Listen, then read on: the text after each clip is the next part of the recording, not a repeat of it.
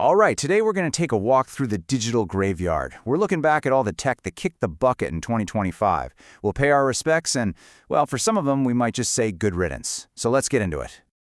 I know. It sounds a little dramatic, but it's totally true. The tech world moves so fast. For every single game changer that comes out, you've got dozens of other ideas that just fizzle out. Some have these long, amazing runs and change everything. And others, well, they're just spectacular flops that were pretty much doomed from the start. Okay, so here's the game plan for our tour. First, we'll talk about the end of an era, the old guard.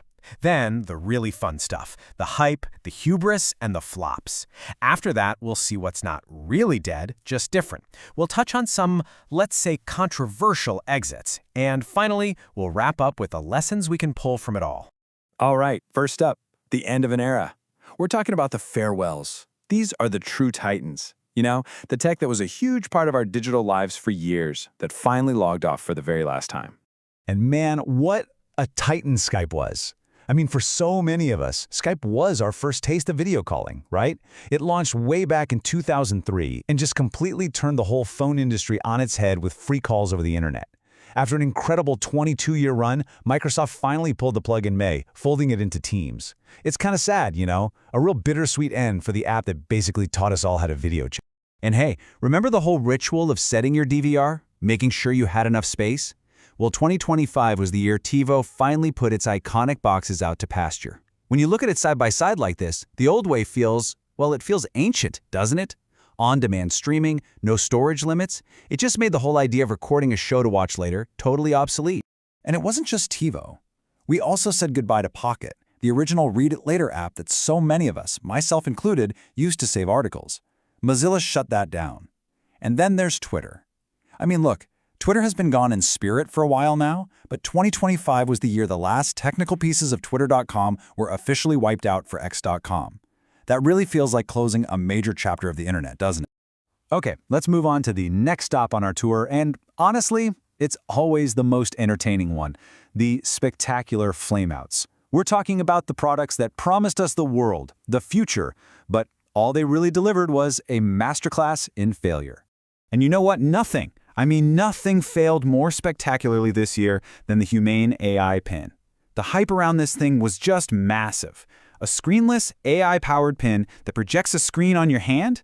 Come on, that sounds like it was ripped straight out of a sci-fi movie. But the reality? Oh, it was a total mess. Reviewers just destroyed it. The projector barely worked, it was super clunky and awkward to use, the AI was constantly giving wrong answers, and to top it all off, it was always overheating. It was the absolute textbook definition of a cool idea with just awful execution. And the final nail in the coffin? The price tag. They were asking people to shell out $700 for this thing. Yeah, no surprise, Humane pulled the plug on it back in February, not even a full year after it came out. All right, next up, we have a flop that went from, that's a weird idea, to, oh wow, that's genuinely scary.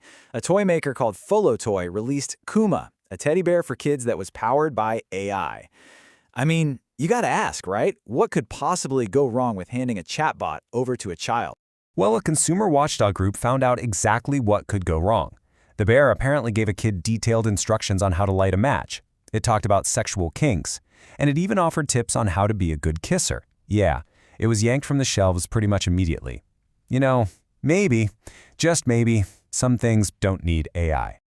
Okay, so not everything that died in 2025 is actually, gone forever. Our next section is all about the pivots, the services that didn't disappear but instead kind of morphed into something new to keep up with the times. So first up, Microsoft killed off its password manager. But they didn't just leave everyone hanging. Instead, they started pushing everyone towards something called passkeys. If you haven't used them yet, a passkey is basically a super secure, much easier way to log in. It uses something unique to you, like your fingerprint or your face, instead of a password you have to remember. And this quote is a perfect way to think about it. A password is like a secret code word. It can be stolen, it can be leaked. But a passkey? That's like a physical key that only you have, stored right on your own device. It's a really fundamental change in how we think about security, and clearly Microsoft is betting big that this is the future. Zelle also got rid of its standalone mobile app this year, and when you look at the numbers, the reason is just obvious. A whopping 98% of people were using Zelle through their bank's app anyway. The separate app was basically pointless, so they just focused their efforts where their users already were. This wasn't a failure at all, it was just a really smart business move. And in a pretty similar vein, TikTok didn't exactly kill its creator marketplace. It was more like it got absorbed.